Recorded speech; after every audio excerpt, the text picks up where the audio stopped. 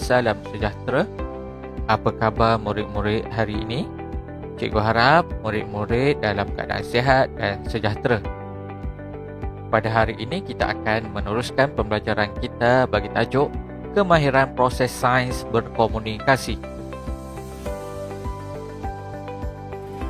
Mari kita perhatikan jadual tugas kelas 2 Arif. Okey, murid-murid mungkin sudah biasa melihat jadual ini ketika berada pada tahun 1. Okey, pada tahun 1 murid-murid telah melihat jadual bertugas. Masing-masing mempunyai tugas mengikut hari tersendiri. Jadi berdasarkan jadual ini kita dapat lihat adanya hari. Okey, ini hari 5 hari dalam seminggu kita bersekolah. Dan juga ada tugasan yang berbeza, iaitu menyapu, membersihkan tingkap, menyusun meja, memadam papan putih. Jadi kalau ikut jadual ini, kita boleh baca jadual ini. Kalau kita nak tengok murid yang menyapu dalam seminggu, kita baca ke bawah. Yang membersihkan tingkap pun kita baca ke bawah. Dan jika kita nak tengok murid yang bertugas, kita kena baca dari kiri ke kanan secara melintang. Okey, tengok sini. Hari Selasa kita nak tengok siapa bertugas. Boleh tengok menyapu Diana, Alia, membersihkan tingkap Jana, menyusun meja Mariam dan Wahid, dan memadam papan putih bukan. Itu cara nak baca dia ikut hari. Maklumat dalam jadual di atas boleh memberikan jawapan kepada soalan. Jadi maklumat ini merupakan jawapan kepada soalan jika ada soalan lah. Contoh soalan kita tengok. Siapakah yang ditugaskan untuk menyapu pada hari Rabu dan Khamis? Okey, kita lihat jadual tugasan. Tengok ini bahagian menyapu. Okey, ini semua ke bawah ini bahagian menyapu. Jadi dia nak siapa yang menyapu pada hari Rabu dan Khamis. Tengoklah hari Rabu dan Khamis ni, Rabu, Khamis. Jadi menyapu Rabu dan Khamis inilah. Ini murid yang terlibat menyapu pada hari Rabu dan Khamis. Berapakah bilangan murid yang ditugaskan untuk menyusun meja dalam seminggu? Dia tanya berapa orang murid yang menyusun meja seminggu. Okey, kita tengok menyusun meja seminggu. Kita tengok dari sini Isnin sampai hari Jumaat. Tengok berapa orang murid ditanya bukan nama murid tapi ditanya bilangan murid. Jadi kita kiralah berapa bilangan murid yang ditugaskan menyusun meja. Okey, soalan seterusnya. Siapakah yang bertugas sebanyak 2 kali dalam seminggu? Dalam jadual ini rupa-rupanya ada murid yang bertugas selama 2 kali. 2 kali seminggu. Jadi cari nama yang sama. Tengok nama Amir ada 2 kali ke tak? Tak ada, maknanya bukan dia. Carilah nama yang bertugas 2 kali seminggu. Okey, baik. Kamu dah dapat jawapan dia. Jadi berdasarkan soalan tersebut, catat jawapan kamu pada bahagian komen di bawah. Jadi cikgu nak kamu catatkan jawapan kamu pada bahagian komen kat bawah ni ya.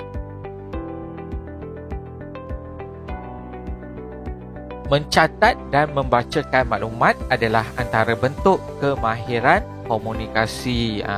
Kita catat dan kita baca maklumat tu, itu ialah kemahiran komunikasi. Kemahiran komunikasi juga boleh dilakukan dalam bentuk gambar, carta, graf dan model. Tengok. Okey. Ini kita nak bagi tahu sesuatu, kita boleh buat dalam bentuk gambar. Okey. Ataupun carta. Kalau melibatkan yang carta organisasi dan sebagainya lah. Graf pun bila melibatkan adanya bilangan. Okey. Serta model.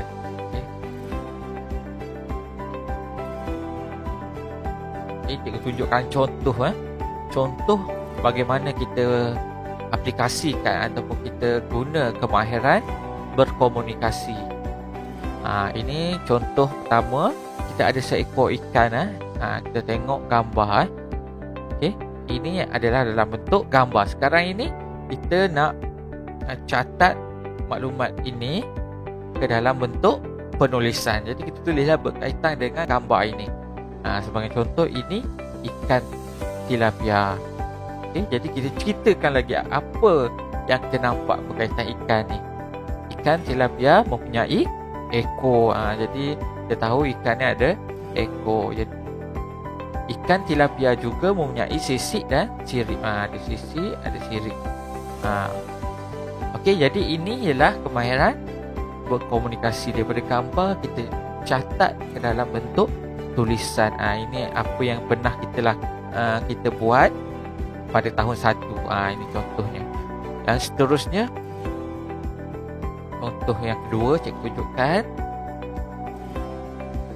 Okey, kita ada data mengenai bilangan murid 2 negarawan dalam mengikut kaum. Okey, kaum Melayu 20 orang, kaum Cina 10 orang, kaum India 10 orang, lain-lain 5 orang. Jadi yang ini kita sesuai catat dia dalam bentuk graf.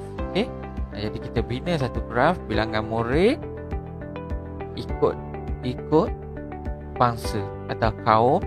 Melayu kita buat 20, Cina 10, India 10, lain-lain 5. Jadi bentuk-bentuk komunikasi ini seperti gambar, graf, model ataupun carta ini sebenarnya memudahkan kita untuk membaca data maklumat yang kita dapat. Jadi macam ni lagi mudah lah daripada tulisan macam ni. Kita ubah kepada bentuk graf, kita dapat lihat dengan lebih jelas lagi. Nampak je warna ni. Oh, ini Melayu berapa orang, tengok nombor dia. Cina berapa orang. Itu lagi lebih jelas lagi. Okey, latihan. Kita ada latihan yang melibatkan kemahiran berkomunikasi dalam buku aktiviti muka surat 7 dan 8. Mari kita lihat apa latihan dia. Okey, ini antara latihan dia muka surat 7. Sambungkan titik bagi melengkapkan gambar di bawah ini. Kamu kena sambungkan titik ini mengikut nombor dia dan lengkaplah gambar ini. Jadi soalan dia, apakah haiwan di atas? Jadi kamu tulislah nama haiwan ni. Takkan tak tahu lagi apa ni. Berikan 2 ciri yang terdapat pada haiwan ini. Tengok haiwan ni apa ciri yang ada. Okey, kita gunakan kemahiran proses sains memerhati. Kita tengok apa yang ada. Ceritakan ciri yang ada. Berikan 2 saja ciri. Okey, seterusnya kita ada latihan muka surat 8 melengkapkan jadual. Reban ayam. Tak ada 4 reban ayam. Ada nama kat sini, Nisa, Kanang, Kokan, Meling. Dan kita tengok ada bilangan anak ayam yang berbeza. Lengkapkan jadual di bawah. Warnakan anak ayam mengikut bilangan yang terdapat dalam gambar di atas. Jadi tengoklah Nisa, reban Nisa, tulis nama dia, tulis warnakan bilangan ayam dia. Kira dulu berapa bilangan ayam dan kira kat sini serta warna sehingga seperti bilangan kat sini lah. Macam tu juga yang lain, nama kat bawah ni. Okey, jadi setakat itu saja pada hari ini. Terima kasih kepada yang sudah menonton. Sila komen nama kelas atau nama sekolah anda di bawah. Jangan lupa pada awal tadi cikgu telah meminta kamu menuliskan jawapan bagi ketiga-tiga soalan tersebut.